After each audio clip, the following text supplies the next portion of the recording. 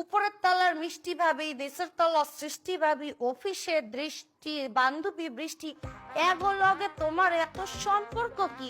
আর খালি ঠোঁট টেনা রাইতাছো, অডিও তো বাইর করবা মুখ দিয়ে, আমি তো কিছু শুনতাছি না, একটু জোরে কথা কও। ওই তো আগেই বলছিলাম যেইখানে বসছো ওইখানে বসলে কিছু শোনা যায় না, একটু কথা নিয়ে রাখো। কেউ যদি আমার আগে মা হয়েছে হেলে বাপ ডাকা বন্ধ করে দিয়ে দিব।